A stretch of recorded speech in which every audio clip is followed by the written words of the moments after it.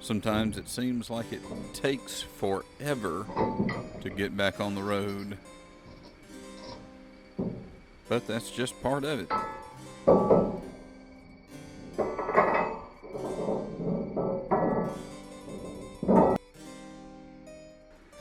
One would think it would just be a matter of taking out your keys, turning a lock or two, cranking the engine, and off you go. But then again, that's not reality, is it? No, it takes a little bit of effort to get cranked back up. This will be our first trip back on the road since Katie had her surgeries in the spring. Though we did take the camper to Georgia for a time being for a family visit. This is our first real camping trip since everything started. So we fed and watered the cat, got our baggage ready.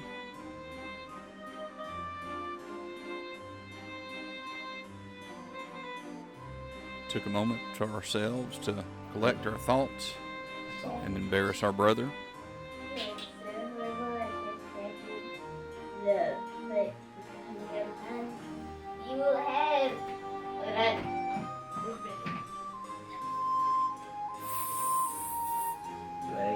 And we headed to Chattanooga.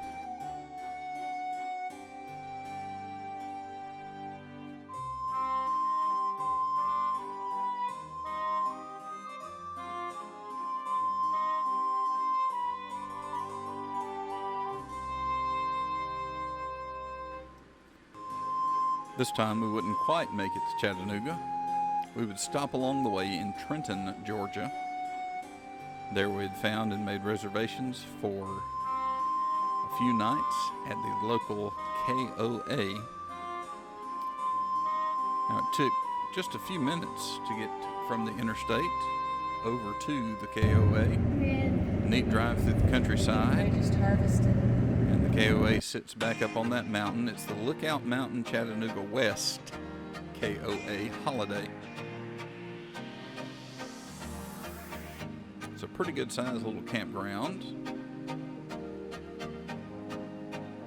Here's a map thereof.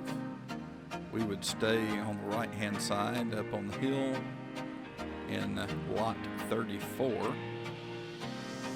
It's hard to perceive the altitude difference between the bottom of the campground, which is at the bottom of the map, and the top of the campground, which is near where we were. To get there, we went up I-59 out of Alabama up into the corner of Georgia.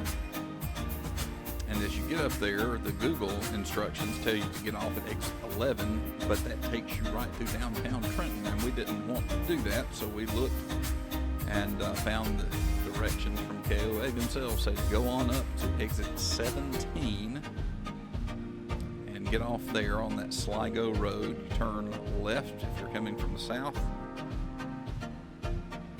There's a good gas station right there, which is handy. You turn left again on that Sligo Road, head back down south, and turn off onto the KOA entrance.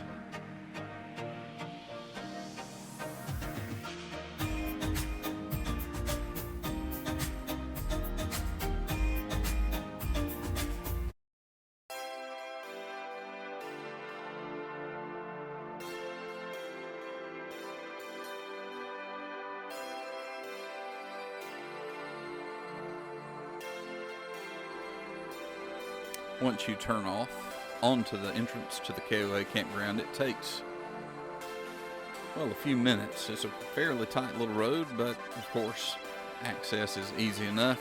Everything's been trimmed back far enough. You don't really have a problem outside of you just don't really want to run through there at too fast of a clip.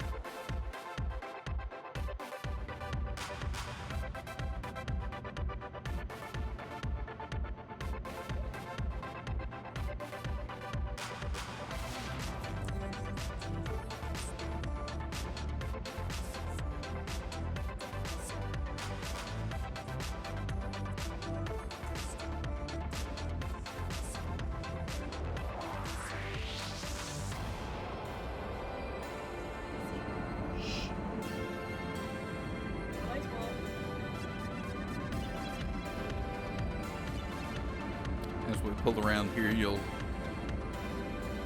kind of get an idea, although it's hard to tell for some reason with the cameras as to the layout of the land itself, the topography, just how high up the different sites are from each other. Quite precarious in some ways. On my first attempt at backing in, I did not pull up far enough, so I had to remedy that, pull back out and pull back up, and then get a handle on where I was going.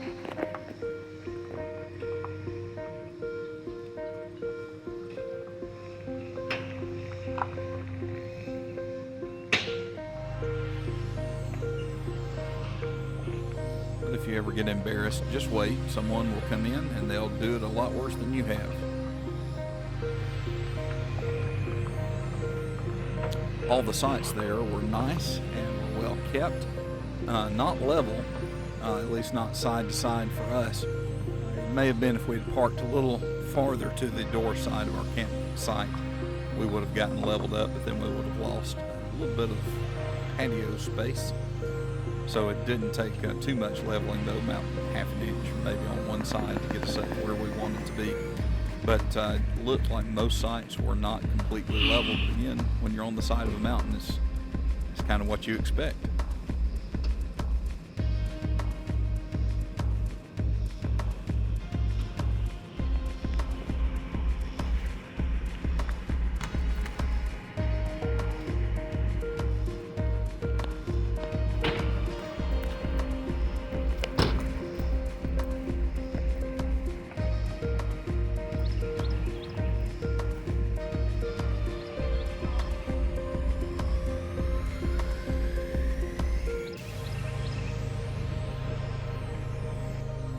Here's another angle looking back up the hill. It gives you a little better idea of the topography. Something that we won't go into deep detail here is another upgrade we've made to our camper trailer, and that is this little fold out supported shelf. Sam, why do you need a supported shelf right next to the bed? Is that where you put your midnight snack? Well, no, not quite. What we did is installed this little thing, and what that allows us to do is be able to take our mattress and turn it so that instead of our heads laying towards that open window, they now are laying up towards the head of the trailer. What that does is that keeps us from having to climb over one another to get in and out of bed, even though that sounds kind of fun. Not really in the middle of the night when you got to get up. So there's some wildlife there. Well, this is not really wildlife. There's a little bit of wildlife, but nothing too extreme. We did smell a skunk. At least we think it was a skunk one morning, but never saw it. From our side, it was just a short walk, and via this cut through, you can make your way down to the pool area or the bathhouses, which are, by the way, very nice at this KOA. They've just been redone, so not too shabby at all. Pro people watching tip: adults don't know how to operate those child-proof locks either on the pool gates, so you can sit there and just watch them have a good time with it. But as for us, we made our way slowly into the pool.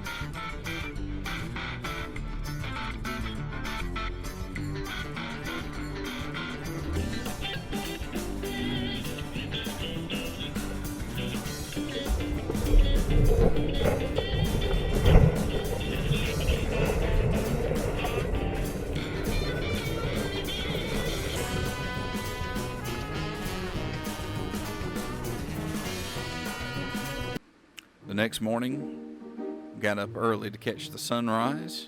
Not intentionally, just that's what Katie and I do now. But anyway, we did get up and make our way around. I didn't get a good tour of the whole campground, but here you see some more of these different sites.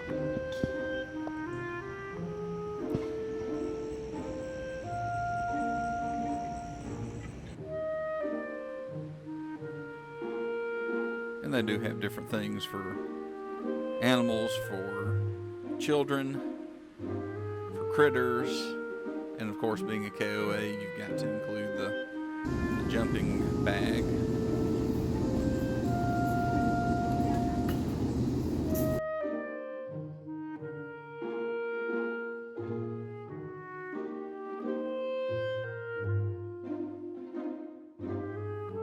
Ready.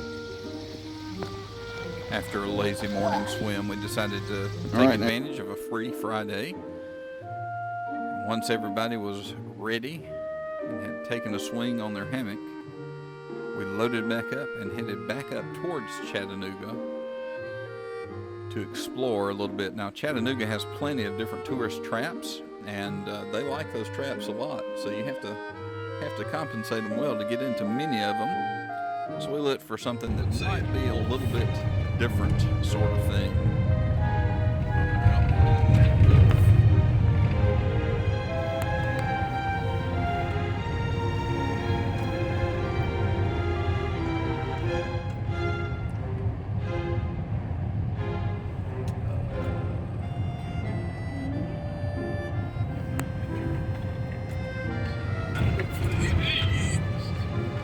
Tucked way back up in the Lookout Valley, there's a nature center of sorts. Yes, the reflection writing Arboretum and Nature Center. Known to have one of the densest red wolf populations in the world.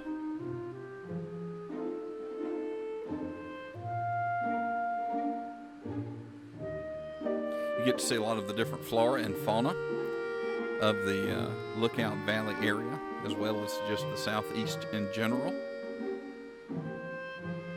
They do a lot of work in wildlife conservation regarding these red wolves that look very similar, though they're slightly bigger than the common coyote.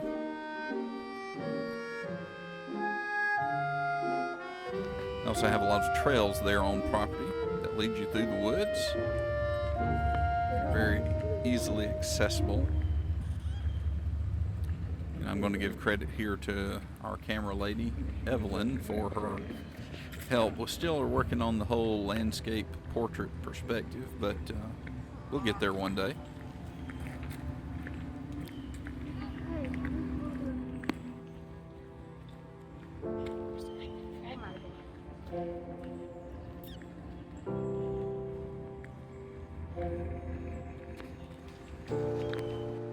On the property above some of the more swampy area nearer to the river, they have this tree house, which is kind of cool.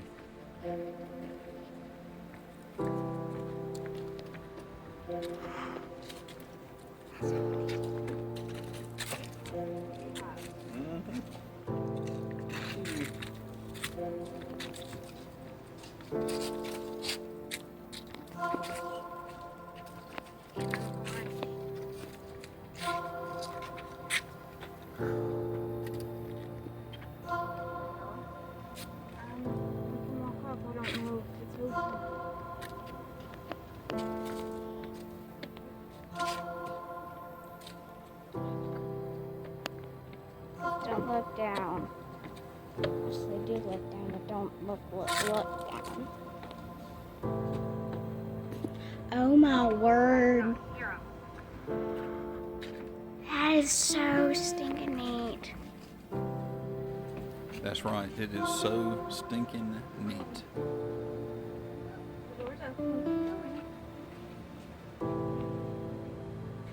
Oh my word.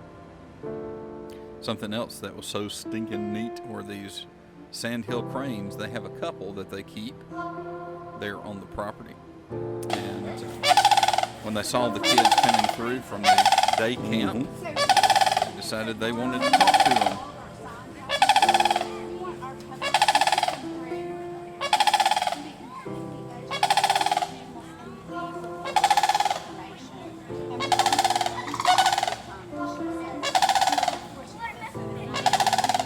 Go ahead.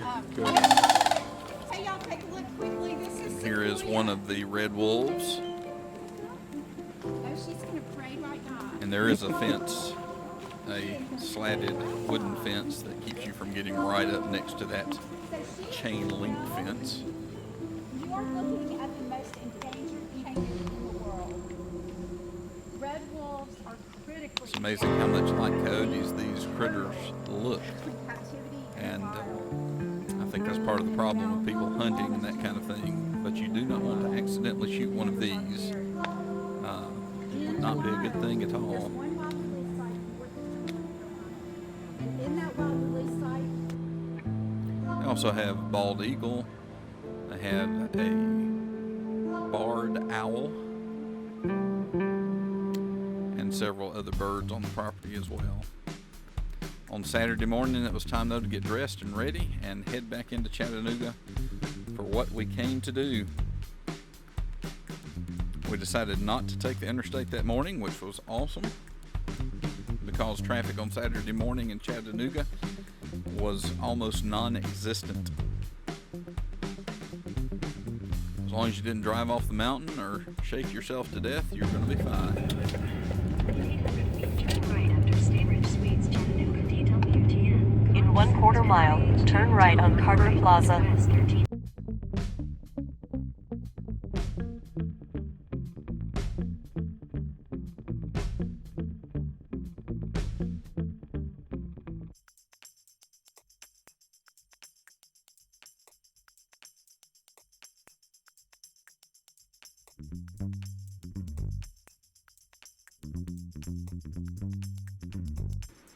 After making our way into the Chattanooga Convention Center, got to figure out where to go. Follow people in pajamas. No, wait, follow people in white pajamas.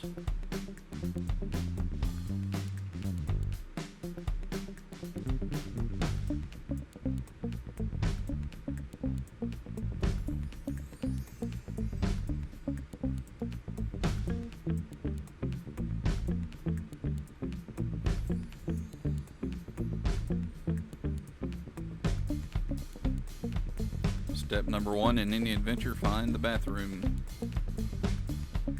Check.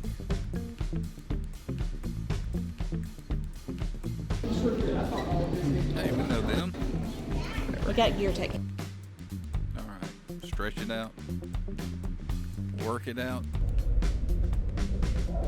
Shake off the yawns. It is time to compete.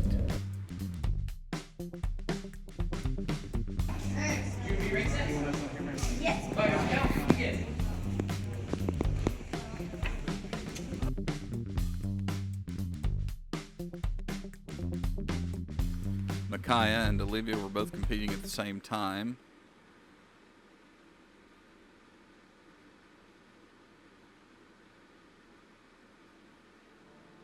This is Micaiah's form.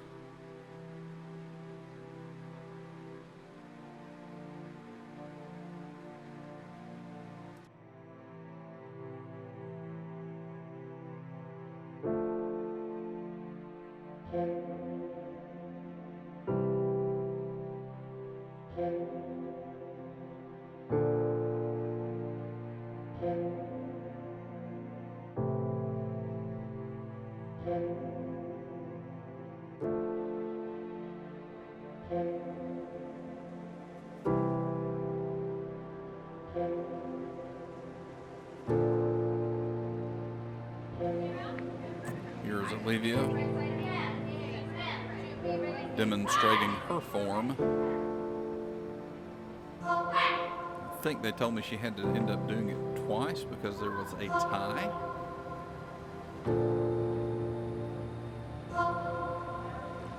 It is kind of amazing how much pressure, even though there's so much going on in the room and everyone is there in some way doing the same thing, but you put a lot of pressure on yourself, and having 3 or 4 judges watching you adds to that as well.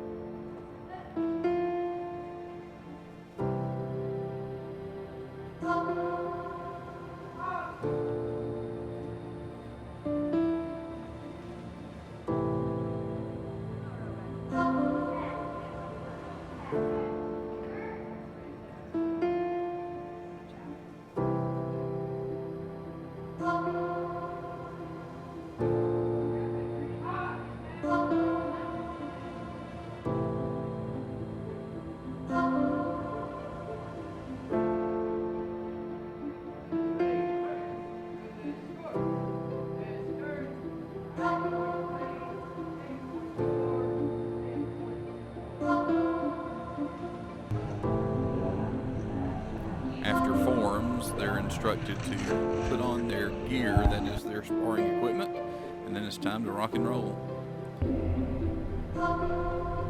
Though it seems fairly violent, for the most part, they're not actually hitting each other that hard. It's mainly about whether or not they can make contact with the target areas and avoid those target areas that are out of bounds.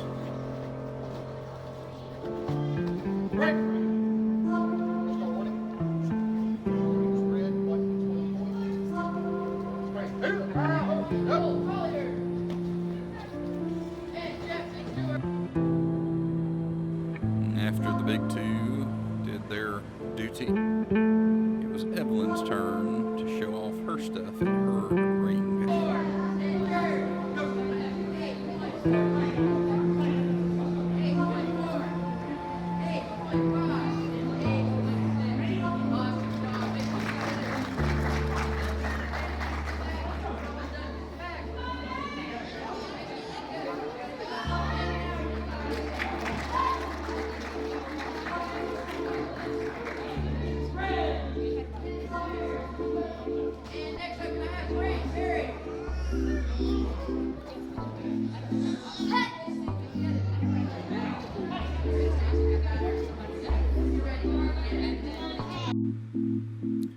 And then it was time to spar.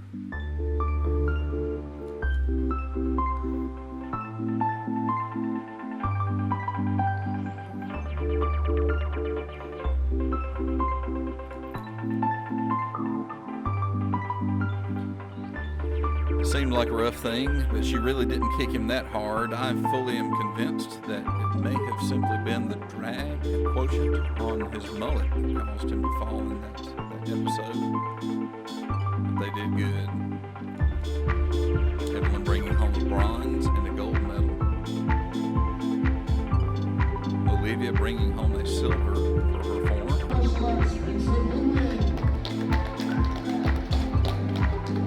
And then Micaiah bringing home gold in the forms competition of his ring.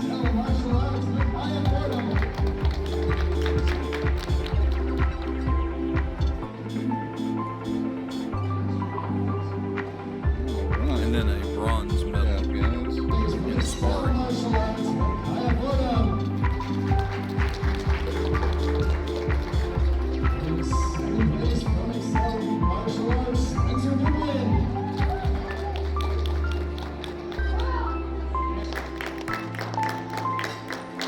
Sparring in fourth place from Canada's Taekwondo America, George.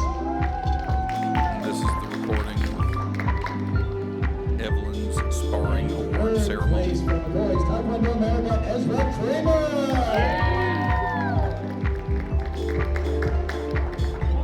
In second place from Kinetic Taekwondo, Christopher Palacios.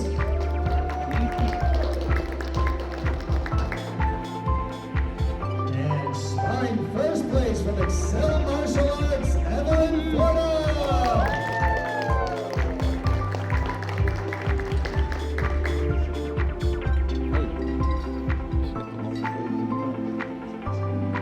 So we saw, got a little beat up, but mostly we conquered. One more hand now. If you have not gotten your award-winning medals. All in all, it was a great trip. Had a lot of fun. Needed probably 5 or 6 more days just to unwind. But again, it was just an absolute blast. Nice to be back out and doing a little bit of family activity and camping, that kind of thing. Don't know what all is going to be in store for the fall. We're looking for opportunities and possibilities, and we want to go camping with our friends again, that kind of thing. But we do know there are several items of interest going on. Katie's going to be a part of a event coming up here in the next month or so that is about helping people, especially in the African American community, understand the importance, the treatment options, and the help that's available for people who are suffering with Parkinson's disease. Also, there's another walk planned, I believe, for the first part of November. And then also we've got some other sorts of training. There's a critical incident stress management course, kind of helps with the ideas of disaster relief and how to work with people that may have undergone some sort of traumatic event. We'll be doing that here in the next month or so.